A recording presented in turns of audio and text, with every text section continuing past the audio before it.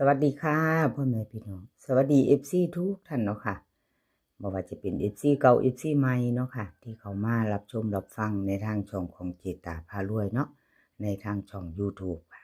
กราบขอบพระคุณหลายๆมื้อนี้เจตาก็จะวางแนวทางของลาวพัฒนาค่ะลาวพัฒนา2 ทุ่มครึ่งเป็นวันศุกร์มื้อนี้วันที่24เนาะค่ะเห็นอยู่นี่คือประวัติมาดามคำนวณเด้อค่ะ91849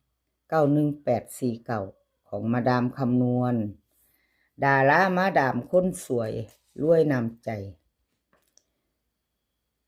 เข้าไปวันที่20เนาะค่ะเดี๋ยวเจตาให้เบิ่งประวัติเพิ่น3 งวดเนาะให้เบิ่งเท่านี้ละพี่น้อง3 งวด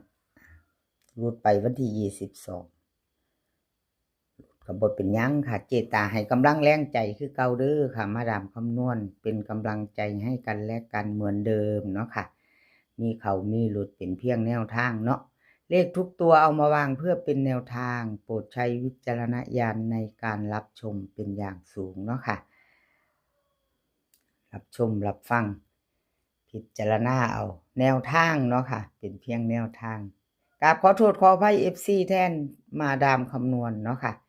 FC เพิ่นล้นหลามเนาะเพิ่นช่องใหญ่แล้วมาดามคำนวณขอโทษขออภัยแทนเพิ่นรุดไปรุดแล้วก็รุดเลยค่ะงวดเก่ารุดไป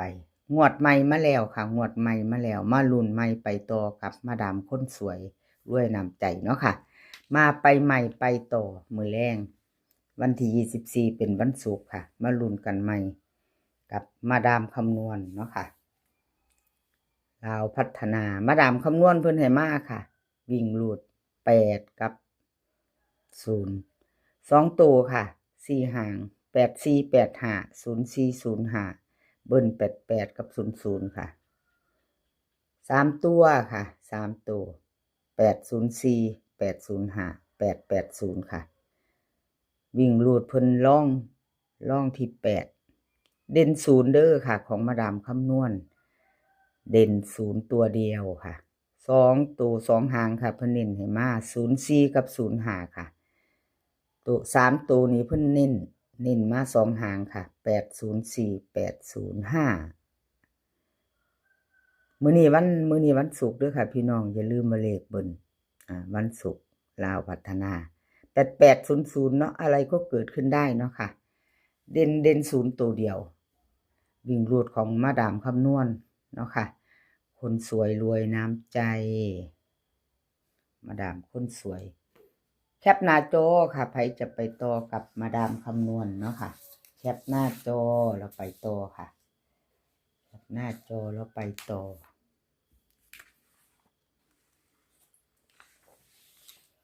เลขมีที่มาค่ะเลขมีที่มา2ตัวมา1ตัวค่ะ918บน3ตัวล่าง49เนาะวันที่22ที่ผ่านมาเนาะค่ะของเลขมีที่มาวันที่20เพิ่นก็มาอยู่ค่ะเข้าอยู่เดิน1ตัวเนาะจับคู่บ่มาเนาะค่ะเลขมีที่มาวันที่24ไปลุ้นกันใหม่ค่ะกราบขอบบุญขอบคุณเลขมีที่มาหลายๆเด้อค่ะที่ให้แนวทางมาวางทางช่องของเจตาเนาะค่ะกราบขอบพระคุณเป็นอย่างสูง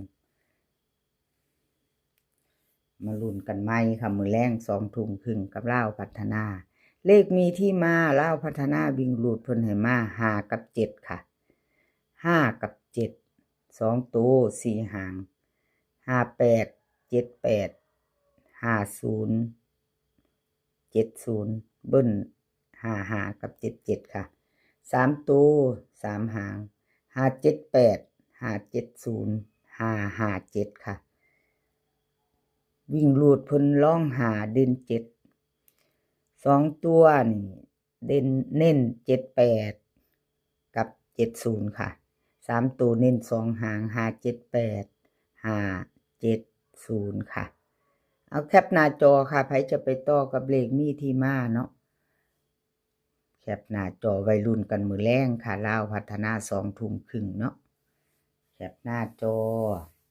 ใครจะไปต่อกับเลขมีที่มาเนาะค่ะ เลขทุกตัวก็เป็นเพียงแนวทางเด้อค่ะพี่น้อง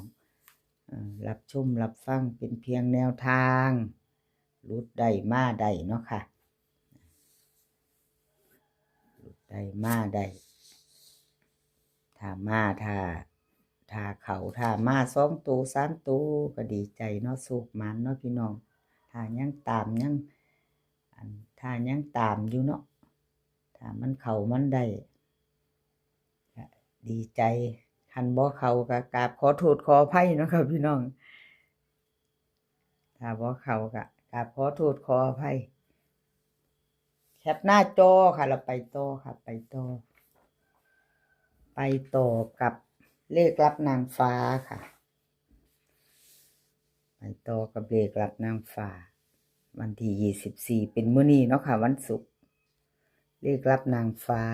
เพิ่นเข้าไปเก้าเนาะค่ะเก้าบนเก้าล่างวันที่22ที่ผ่านมาวิ่งรูดเข้าตัวนึง91849เพิ่นเข้า2 ตัวมา1 ตัวเนาะค่ะจับคู่บ่มาเนาะค่ะ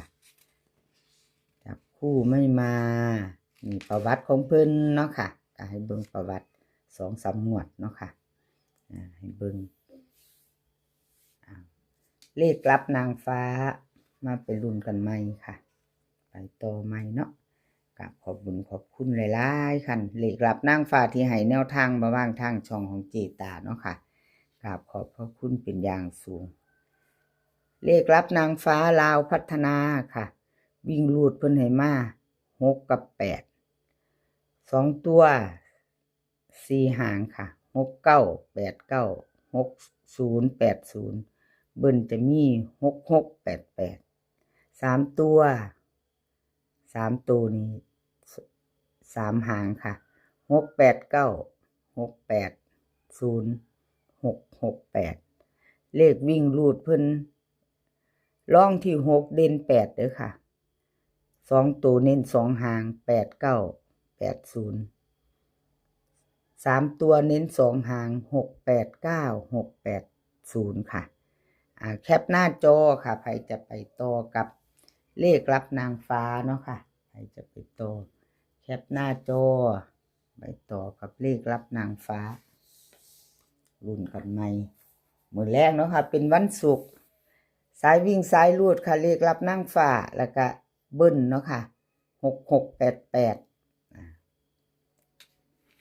6688เป็นไปได้เกิดขึ้นได้หมดเนาะค่ะเป็นเพียงแนวทางเนาะ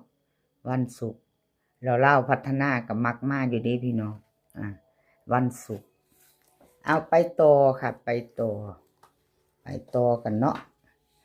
ชอเชษชัยค่ะชอเชษชัยวันที่22เพิ่นกะวันที่22เพิ่นหลุดไปอยู่เนาะค่ะ91849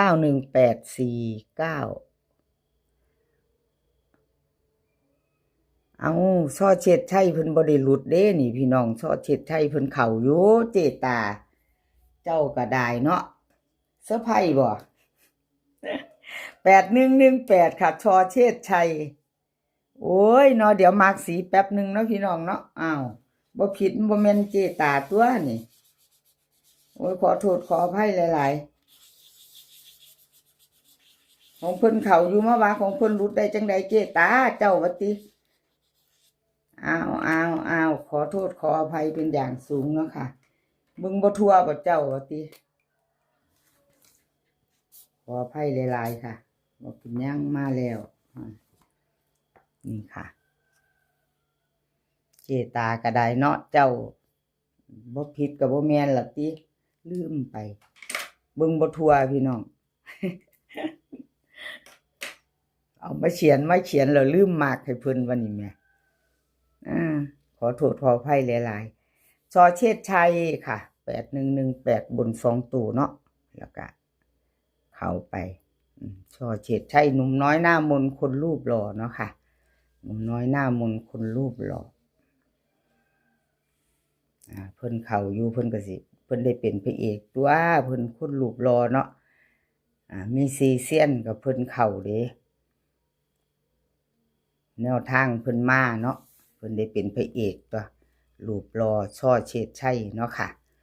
เอาแนวทางใหม่ของเพิ่นค่ะแนวทางใหม่วิ่งรูด4กับ5 84854959ค่ะเบิ่น4455 3ตัว3หาง458 459 445ค่ะวิ่งรูดเด่นทอกัน4กับ5เนาะ2หางเพิ่นเน้น49กับ59ค่ะ3ตัวนี่หางเดียว459ค่ะแคปหน้าจอค่ะใครจะไปต่อกับช่อเฉดชัยกับขอบบุญขอบคุณช่อเฉดชัยหลายๆค่ะที่ให้แนวทางมาว่างทางช่องเนาะกับขอบพระคุณเป็นอย่างสูงคลิปนี้ก็ขอให้พี่น้องโชคดีค่ะโชคดีกับเราพัฒนามื้อแรงอย่าลืมแคปหน้าจอของพี่เอกรูปรอเด้อพี่น้องแล้วก็อย่าลืมกดกระดิ่งแจ้งเตือนเนาะค่ะจะได้บ่พลาดคลิปใหม่ๆของเจตาคลิปนี้ขอให้พี่น้องโชคดีมีความสุขสุขภาพแข็งแรงกันทุกคนเดินทางไปไสก็ขอให้ปลอดภัยค่ะเดินทางไปขอให้มีโชคกลับมาขอให้มีชัยคลิปหน้าพ่อกันไหมค่ะคลิปนี้ก็สวัสดีค่ะ